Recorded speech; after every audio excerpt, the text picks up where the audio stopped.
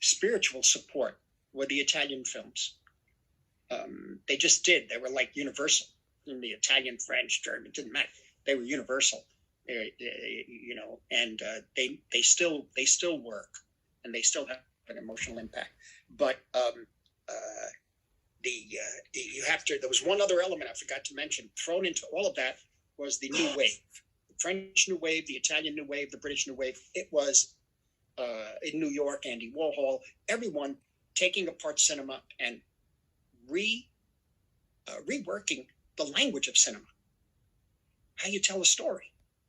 And, for us, I would think that what happened in early 1971, whenever I went out to Los Angeles, and for me, I was still based in the what I thought was the Hollywood film, and I had found that through Truffaut and Godard, and then in New York, Andrew Sarris, that they overcompensated to a certain extent what they call the auteur cinema, where people worked in Hollywood under contract, and they can make a musical, they can make a Western and everything, and yet they had some kind of personal style. So between that and Cassavetes and Elia Kazan, very importantly, Kazan's work, I was sort of torn. I was going back and forth. Can the two be brought together? We were all trying that, really. De Palma and Schrader and Coppola. Coppola had he did. I remember one night he was arguing with George Lucas and me. No, with me mainly, because Lucas he deals with the foundations of mythology and the hero and that sort of thing. I wanted to go the other way. I don't see any heroes. I mean, yes, I like heroes. I like Shane, for example. For me, I wanted to go the other way, and I wanted to change the rules of the genre. And Francis kept yelling at me. He said, "You can't do that. If you're going to do a genre, you have to go by the rules." It was our mentor, so to speak. It was in San Francisco, and it was like before I even made my first film for Roger Corman. I was just shaping up Mean Streets, really.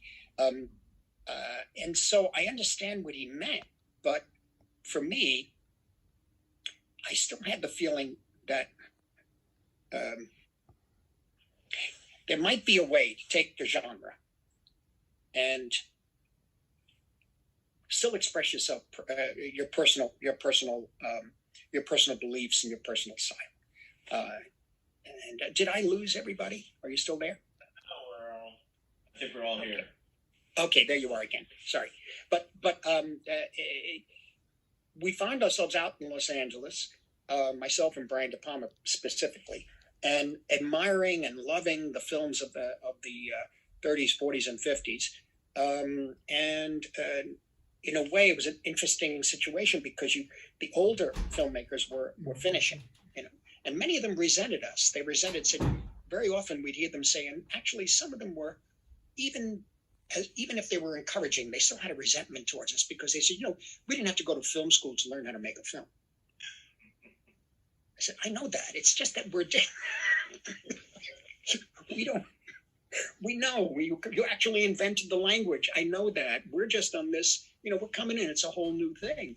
But ultimately, for me, within a genre, it seems to me that somehow, and I've tried to interweave, let me put it this way, it's always a personal approach. Often the tension is, will the personal, overwhelm the rules? And that's the tension that's back and forth, back and forth, back and forth. In that film I did, Main Streets, there is a lineage of what you might want to call a street film or a film noir in a way, but it's not really at all. It's not, but that lineage is there. There's references to it in the movie. There's a clip of The Big Heat, Fritz Lang film. There's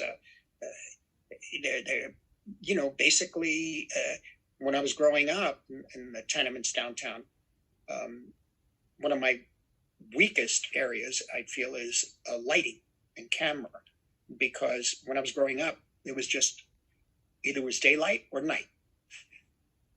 There were buildings, brick buildings. There were hallways. There was a light bulb. So for me, it was either dark outside or it was bright outside. So what I'm getting at is that the images I grew up with were film noir. They really were. We didn't know the word noir at the time. Those are the movies I saw. Also, my father would take me to see them. They were just the movies that were playing. But those images of the streets and the hallways are very important. The small apartments, the gloss on the paint in those apartments, the windows overlooking a shaftway. That's just what I know. And they happen to be images that apply to, that you find a great deal in film noir. But that's not necessarily saying that it's the same philosophy, the sense of fate and despair. But I did feel watching those films. Don't forget it, when I saw them, I was 9, 10, 11, 12 years old. There was something about post-war America and something about the weight on those characters' shoulders, particularly the men, that what had they gone through?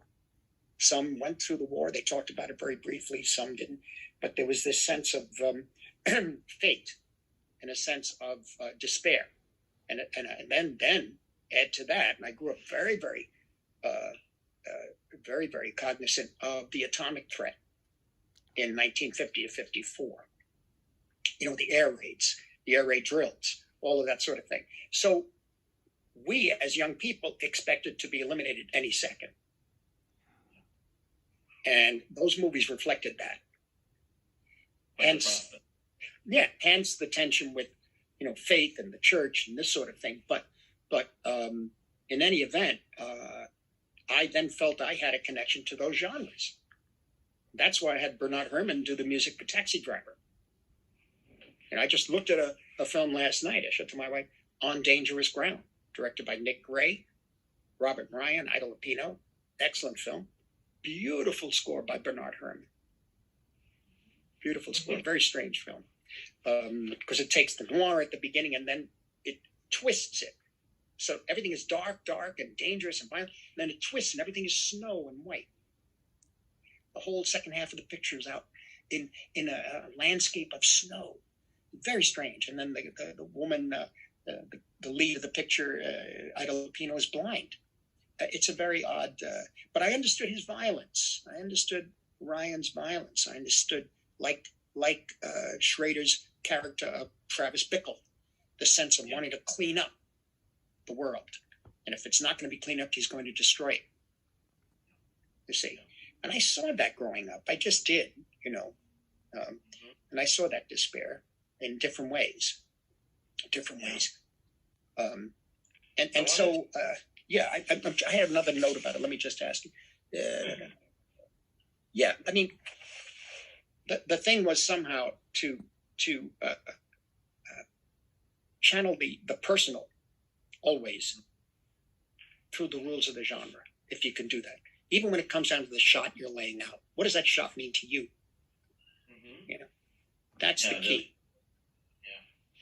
And before I pass the baton to Yona, who also has questions, I want to ask about, throughout your cinema, I feel like it covers a wide array of themes, but ultimately it seems to be very much invested in the construction of a social world, the milieu, a world of ritualized codes, whether that be the mafia world or early 20th century high society in New York. And what is this investment in ritual? And is it because cinema in a way, or cinema going, is so ritualistic in a sense? It is. I go back to rituals of the family. Dinner table, the breaking of bread at the table. Often they would do a sign of the cross on the bread and break it, The beauty of family at table. Also, the battlefield, and so this for me was the essential of the ritual. I always think I'd love to do a movie where it starts where there's all these people in a room and they're all quiet and they're looking down and the camera's panning from one to the other and another, and you pull out and you see there's 15 people just standing there, and then you hear the sound man say, "Okay, room tone finished." It's ritual. It's a benediction of some kind, you see.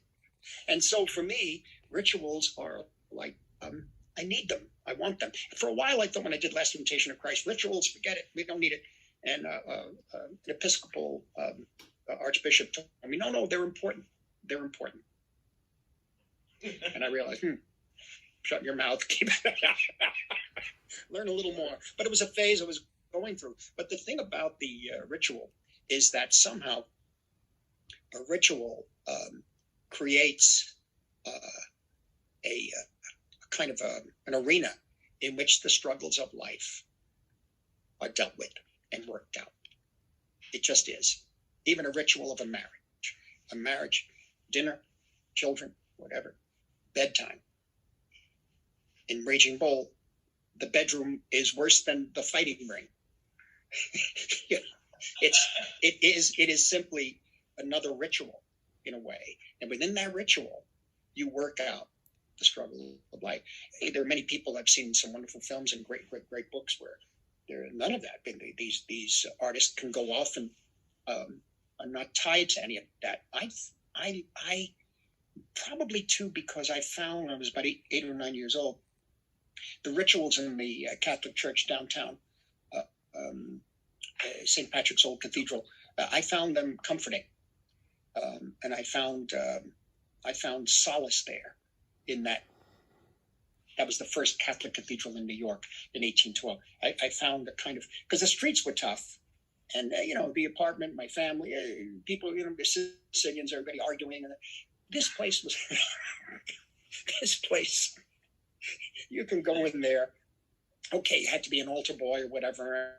I didn't do too well because I would always be late for the 7:30 mass, and so I got thrown out of it. But the priest was great, and in any event, the benedictions were great. There was something very special about those rituals. It held the community together.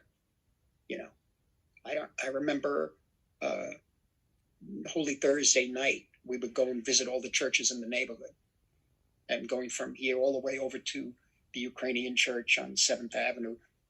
This was a special thing. So that time has changed, of course, but I found that within the ritual, it structured your life, and it gave you guidance as to how to continue the struggle. Yona is sitting in the wings, and he has some questions that he collected from students as well.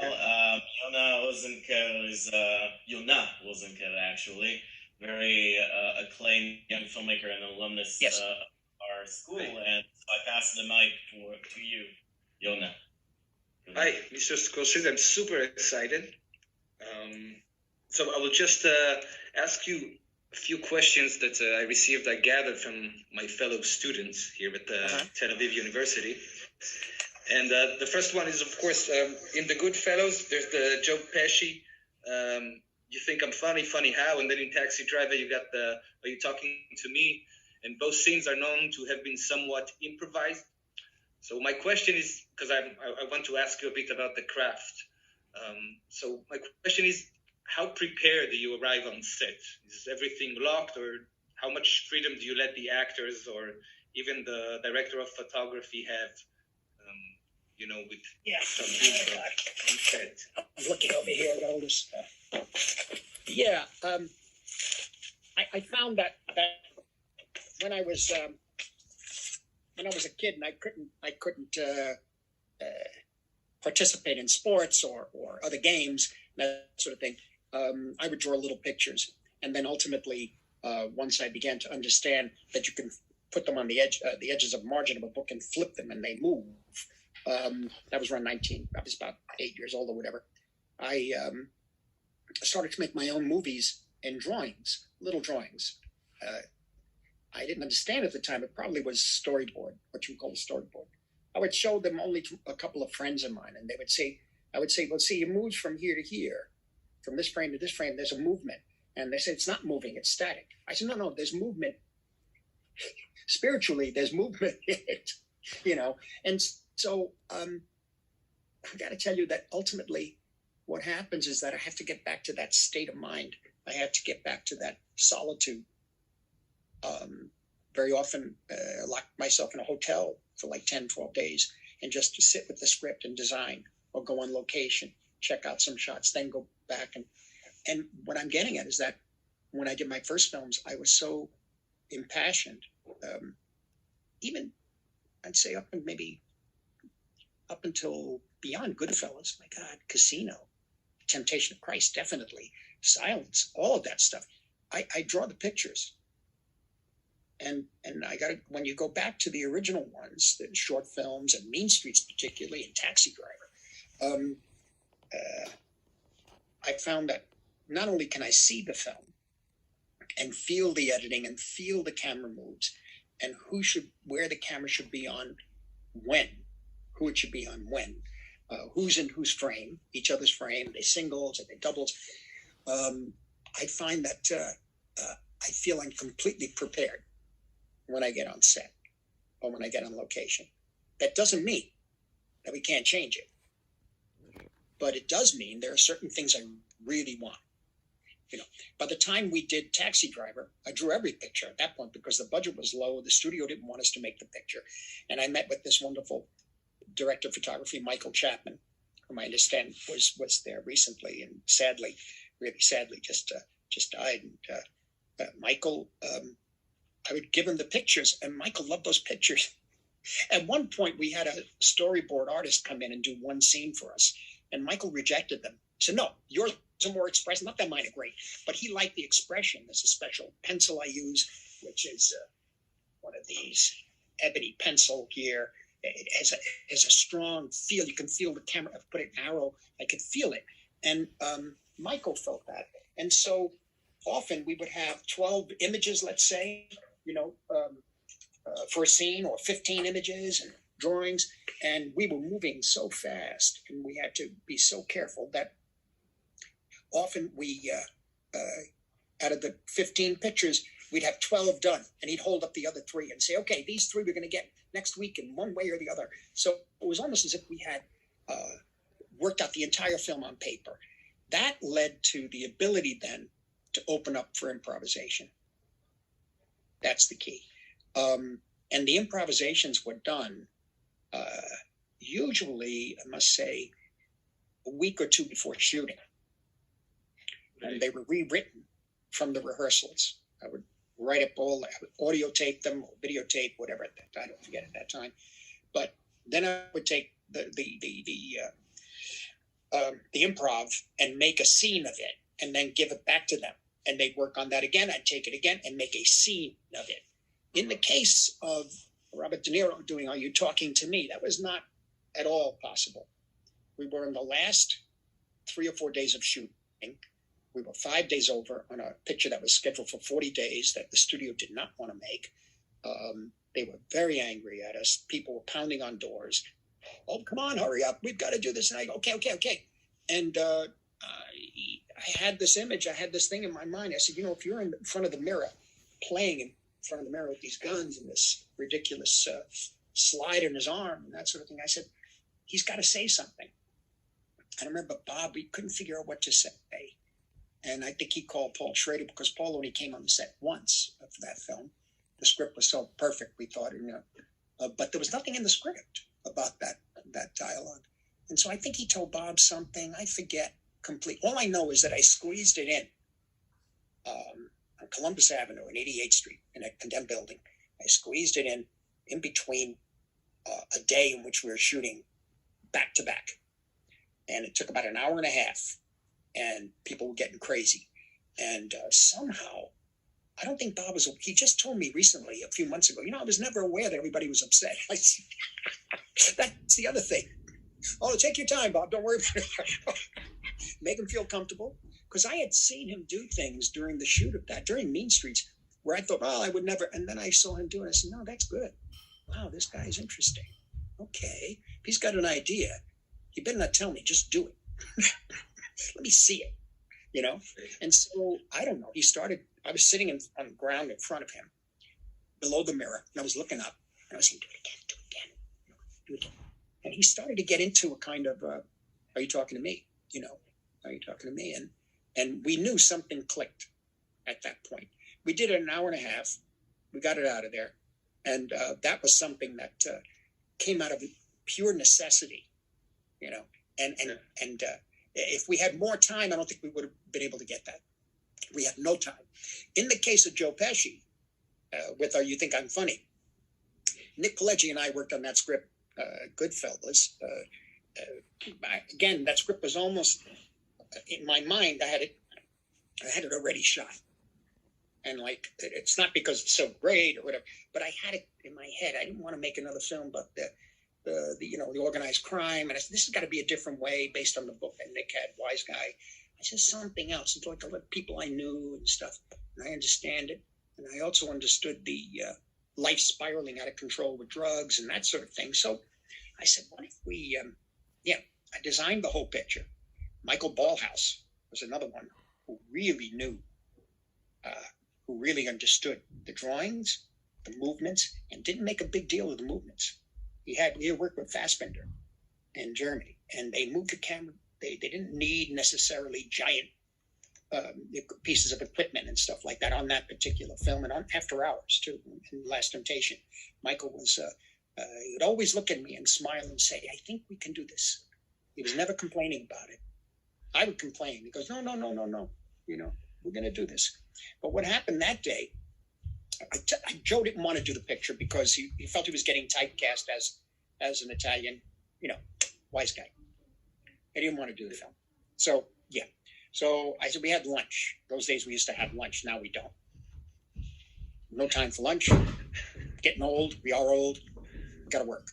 So dinner, okay. But even that fast. So Joe, he said, you know, I don't view guys all the time and Raging Bull, and I get the Italian American thing. And I said, all right. I said, look, this would be something, you come in and do this part. I was trying my best. And he goes, but there is one thing I want to show you. I said, yeah. And he said, but I can't show me here in the restaurant. He goes, no, I can't. So we went up to the apartment I was living in, and he acted out. Do you think I'm funny? There was this guy he knew who was in jail. I think he's dead now, but that happened to Joe. You know, Joe comes from the Bronx, and it's a whole other world of that kind of life. And that's what happened to him, and other things of that nature, I think. I don't know. But he understood it. And when I said that, I said, well, that's great. I said, we can do that. He said, where are you going to put it? I said, I'll figure a way. I knew it was in the script. But I knew there was one place I could put it. Just stop the movie. And we were so excited. And so we got into actual rehearsals in a rehearsal hall, of all things, where we went through this dialogue with Bob De Niro and, oh my God, who's our lead? Henry Hill. Ray. And Lorraine Bracco and the guy who plays Maury, Chuck Lowe, and of course Joe. But Joe doesn't like to rehearse. He doesn't like to read that stuff. So in any event, I had him and Ray improvise that, and I recorded an audio tape. And we did like 4 or 5 takes. Then I had all that typed up. Then I reconstructed the scene on paper. And that was it. And I gave it to Joe and Ray. And again, we were shooting on 49th Street at Broadway in a place. And that was another day, I think it was a Friday, where people were, we were rushing. And we were, again, on that picture too, went over schedule. And so things were a little, tense. But we were having such a good time that I set up the shots. And I realized that there should be in medium shots, no close-ups, because as the tone and the atmosphere changes, you have to see the people around him change, And we started doing the scene. And I remember Joe tried to, I rewrote it from the improvs to build. There were certain levels we had to hit until finally he says, I almost had you there, But Joe started to go off those levels. He started to go off and go off. And I said, no, I took him aside and I said, Joe, I want this to be the best thing you've ever done. You got to stick to these lines from the improv, the original improv. And you can fool around it, but you got to hit these levels. So, all right. And he got it. He got it. And so for me, it was a very constructed improv. There are other things that happens,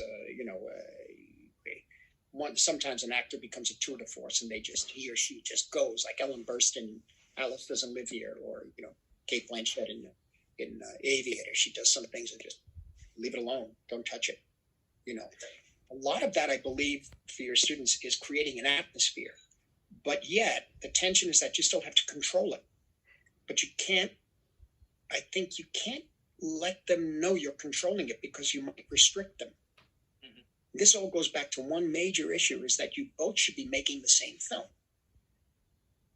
Before you start, hack it out, argue it out. We may find that I've had people over the years audition and work on a project, and they looked at me after a few of the rehearsals and said, I'm not right for this. Some wonderful people. I said, okay, if you don't feel it that way, don't do it. And if I can just squeeze in, because this is exactly my next question, and I'm talking about how do you choose who you work with? For example, you've been known to work with the director of photographies repeatedly. You said Michael Ballhaus, Robert Richardson, Mr. Michael Chapman, like you said.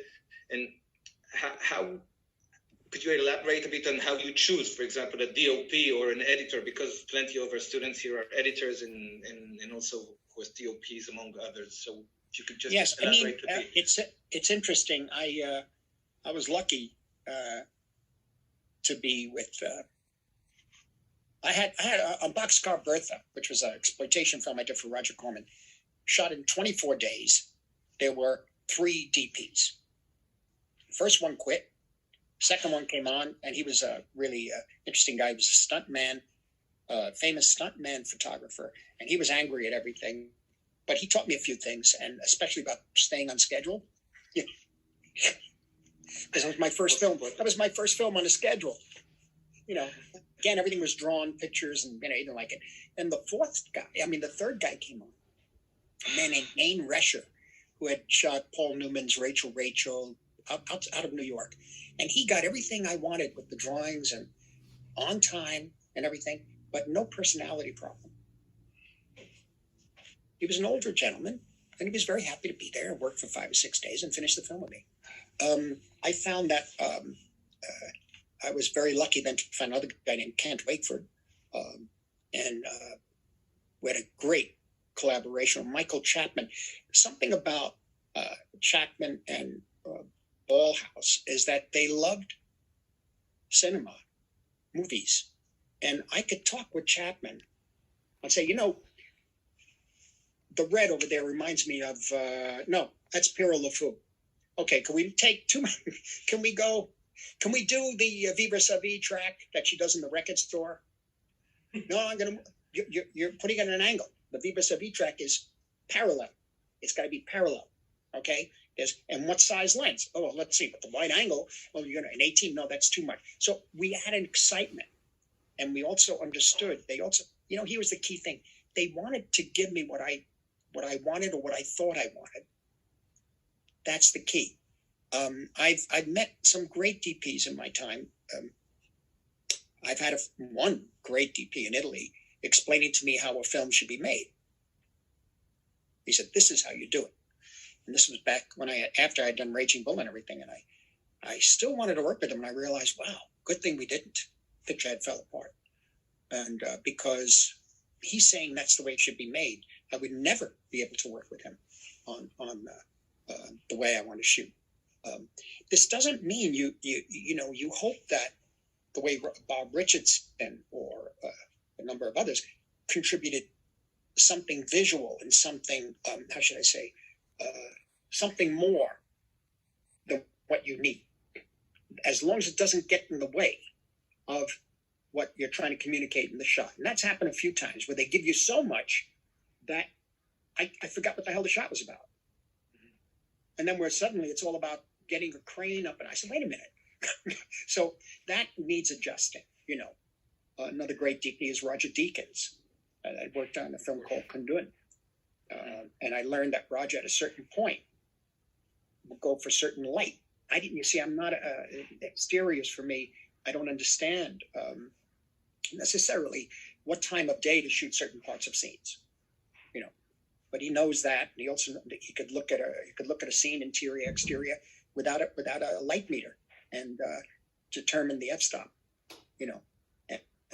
And so I went at his pace in terms of, because I knew that the results would be lush and just absolutely like wonderful frescoes, you know. And so Richardson was another case, but Ballhaus and Chapman were the two who were kind of almost like family members, where they understood everything. They just understood everything. I mean, Michael, when we did the fight scenes in Raging Bull, he really enjoyed it, except that pretty much every other day, he had to sort of reinvent how to shoot something. So you'd hear and he'd yell at me, "Look what we're doing." I said, I know. So, but wait, I think we've got it. And he would get it. And he would, there's a moment where De Niro punches, I think, Sugar Ray, and he goes around the ring, and he goes into slow motion, then he swings back in. And you have to understand that was not only not video assist, but also the f-stop had to be changed, the shutter, and the speed of the camera. So you have 3 people on the camera as he's moving, and they're doing all these changes. And they did it. So this was the kind of challenge that he liked. And he wasn't, especially black and white, because he had never shot black and white before. And Michael, the first day, we did a lot of tests in black and white. He would ask Nestor Almendros how he shot My Night at Maud's, all of this sort of thing. All the rushes we shot, but they were put in the color bath by mistake in the lab. So they were ruined. So we were really nervous because he wanted to see what that was going to look like. Next day we had to reshoot it and everything. But in any event, ideally, they understand how you see. And as I say, it's very important. I've talked with other cameramen, other directors of photography, great artists, but they do I felt they would have hindered what I wanted. Not that it wouldn't be beautiful and great, but I don't know it. I just don't know it. So why go there? In the case of the editor, I came out of really writing and editing, not necessarily photography, but writing and editing myself. So I was an editor in LA, but not in the union. And I edited Mean Streets myself and Boxcar. Couldn't take credit because of the union thing. Really? Gave credit in Mean Streets to Sid Levin, who was a great guy. Sid was Marty Ritt's editor. And he did Sounder, and he's terrific. But what happened is then I needed someone in California at that time. Don't forget, you have this kid coming in off the streets, and you have you go into a room and there's professional editors, and those men, mainly men, do things their way, and they cut their way, and don't bring that art stuff in here. Not all of them, but many. And by the way, a lot of them were great. It's just that, again, it was like a DP and it wasn't connecting. And so I found a friend. I met George Lucas, his wife, Marsha Lucas, and she wanted to become a first major editor. And so I said, well, why don't we edit Alice Doesn't Live Here Anymore?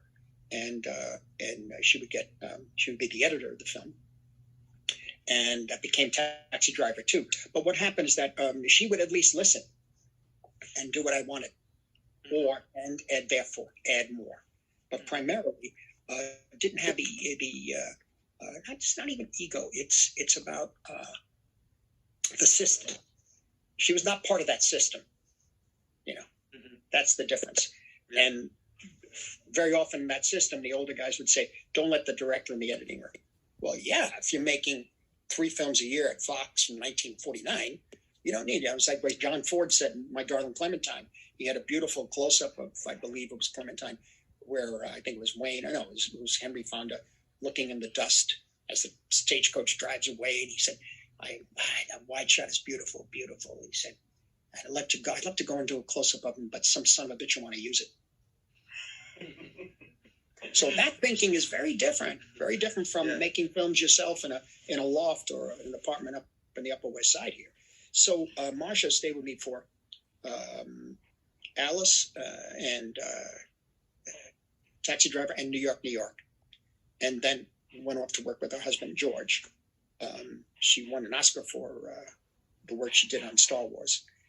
And when I got to do Raging Bull, the only other person I could trust, really, was an old friend that I met at NYU in a small course that we did, Thelma Schoonmaker. And I called her and asked her, she was in Pittsburgh working on something, and I hadn't seen her like 9 or 10 years, and asked her if she'd be willing to edit a feature. And she said, well, I never did a feature. I mean, she worked on films with me, documentaries, even Who's That Knocking she worked on, but they weren't really, they were made on the weekends. They were not Hollywood, no matter, even if your film was independent, it was still within the Hollywood system.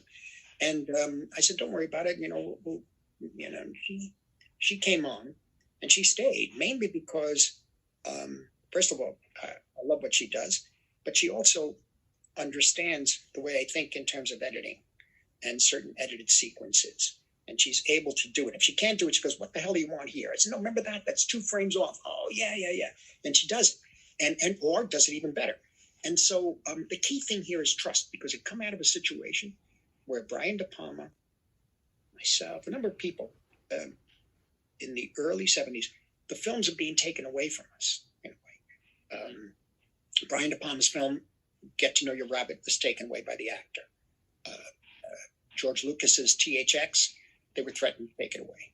It didn't happen, but they were threatening. And a number of other filmmakers, younger filmmakers, new filmmakers, the films are being taken control by the actors, and the editor owes their allegiance, the way Robert Wise did with Orson Welles, to the studio, not the director. Yeah. And so here, I didn't find that she would ever do that. And the same with De Niro, you see. Other actors, I love them, but I always had a feeling about what's going to happen in the final analysis when it comes down to the battle, the big battle, the final climactic battle. Will they agree to have the picture taken away from me by the studio? Because that's always the case. It's always there. Sometimes people get sick, and can't continue. So the loyalty, trust, and a friendship that's lasted over 45 years or so. We like hanging out, and as I say, she knows how I want to cut something, and she's also open to exploring new ways, like we did in Silence or Irishman. Not pushing back and saying, I think we need this. I said, let this play, and she'll go with it. So that's the key. I think it's really everybody. For students, have to understand, whoever your collaborator, these are the very, very close collaborators. You have to agree on what you're doing, the story you want to tell, and how you want to tell it. I think I need to hijack the conversation right now. I'm getting weird signs from the background. Okay. Thank you so much. Really, thank you so much. I feel like we could have had this conversation. We could go on. Hours on end, but unfortunately, you have other obligations. Otherwise, we would have stayed. Yeah, I have to do this. I have to do this movie here. That's, I don't know. You're a busy man. I was asked one last question to add from a press corps. Are you familiar with Israeli cinema by any chance? Have you seen Israeli films? Yes, I have. I've seen some. Gitai, of course, I know. And Amos. And Riklis, what's the... Riklis. Yes, yeah, I like his stuff. And there's some other ones that I've seen. Ushapin, and it's hard for me to pronounce the word Manash. There are different things that I find on I actually find on the algorithms of having seen certain Israeli films. The one, forgive me, I forget the title, but of the young man who's supposed to be killed in the war and comes back. Outpost, or is that His mother thinks he's killed, and he arrives. He hasn't been.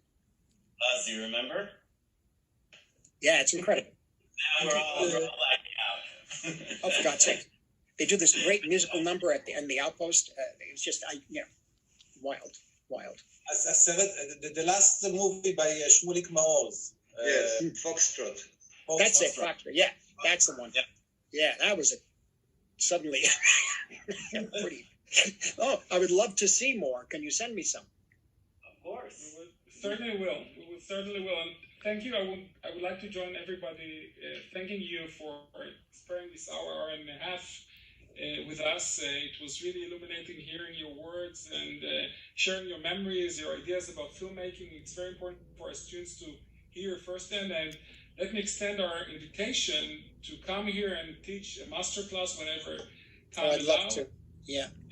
This will be great for us. So whenever you can do that, you're welcome.